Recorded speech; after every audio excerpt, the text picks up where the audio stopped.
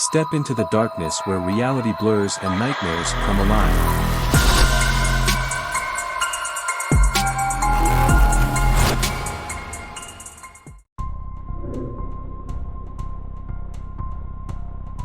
The quaint cottage nestled on the edge of town had seemed like a dream come true, a charming abode with a beautiful garden that stretched out before it like a vibrant tapestry.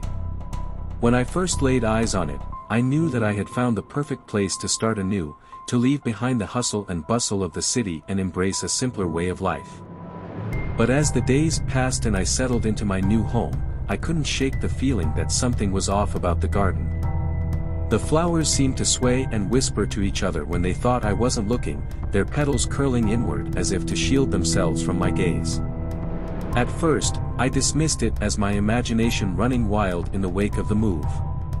But as time went on, the strangeness only seemed to intensify.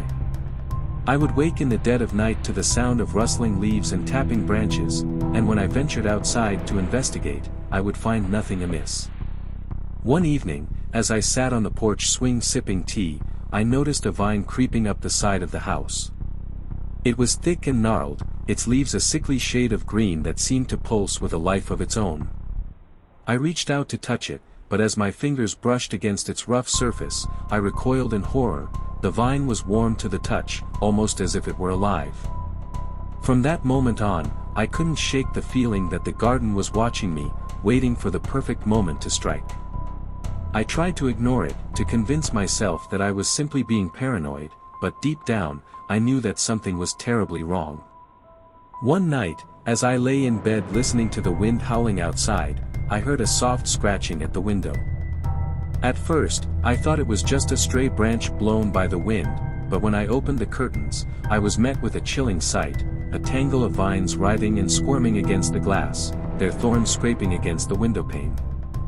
I backed away from the window in horror, my heart pounding in my chest as I realized the true nature of the garden that surrounded my home.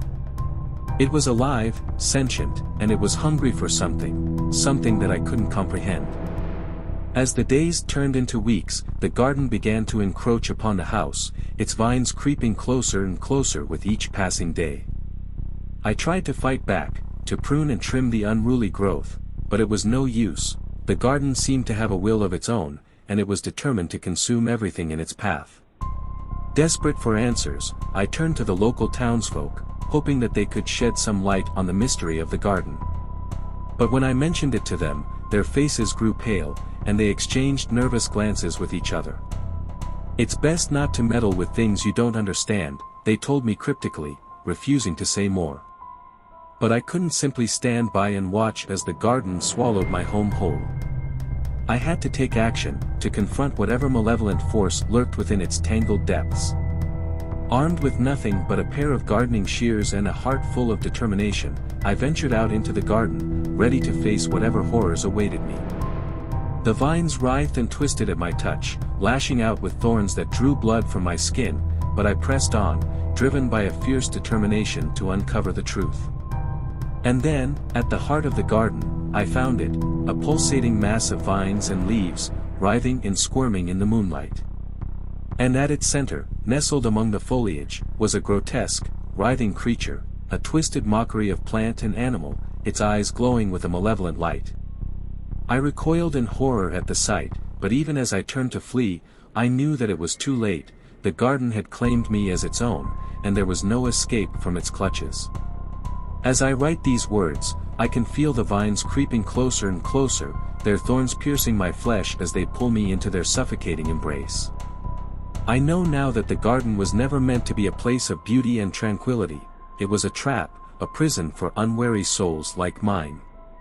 And as I succumb to the darkness that lurks within, I can only hope that my story serves as a warning to others who may stumble upon the garden's sinister secrets. For in the heart of that seemingly idyllic oasis lies a terror beyond imagining, a terror that hungers for the souls of those who dare to tread upon its cursed soil.